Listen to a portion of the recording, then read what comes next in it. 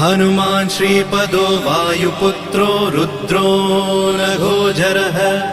अमृत्यवीरवीरश्च ग्रामवासो जनाश्रयः धनदो निर्गुणः शूरो वीरो निधिपतिर्मुनिः पिङ्गाक्षो वरदो वाग्मी सीताशोकविनाशकः शिवः शर्वत्परो व्यक्तो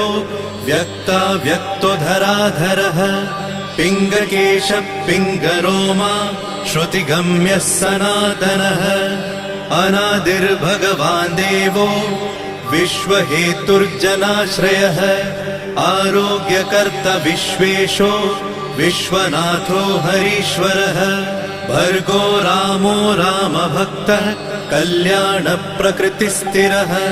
विश्वम्भरो विश्वमूर्तिर्विश्वाकारश्च विश्वपः विश्वात्मा विश्वसेव्योऽथ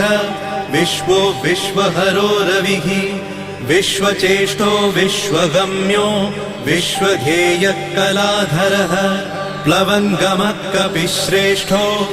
ज्येष्ठो विद्यावनेचरः बालो वृद्धो युवा